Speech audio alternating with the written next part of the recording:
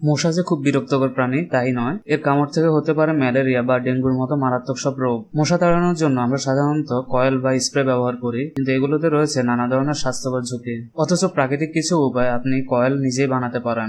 এর জন্য যা যা দরকার তা হলো শুকনো নিম পাতা এবং তাজা নিম পাতা, মোম, স্টার্চ, অ্যালকোহল, এটি আপনি ফার্মেসিতে কিনতে পারবেন। তবে ব্লেন্ডার, ওভেন, গ্রেটার, একটি সাধারণ কয়েল, সাস হিসেবে ব্যবহার করার জন্য অ্যালুমিনিয়াম ফয়েল। চলুন দেখা যাক এসব উপাদান দিয়ে কিভাবে কয়েল বানাবেন। তাজা নিম পাতাগুলোকে ঢাল থেকে ছাড়িয়ে ব্লেন্ডারে একটু পানি দিয়ে মিহি করে পেস্ট করে নিন। শুকনো নিম পাতাগুলো গুঁড়ো করে নিন। এরপর একটি বাটিতে 1 চা চামচ নিম পাতা পেস্ট এবং সমপরিমাণ শুকনো গুঁড়া নিম পাতা মিশিয়ে নিন। গ্রেটারে মোমের গুঁড়ো তৈরি করুন এবং নিম পাতার মিশ্রণে 1 চা চামচ যোগ করুন। 1 চা চামচ স্টার্চ এবং 1 চা চামচ অ্যালকোহল যোগ করুন মিশ্রণে। এরপর একটি অ্যালুমিনিয়াম ফয়েলের উপরে সাধারণ কয়েলটি রাখুন।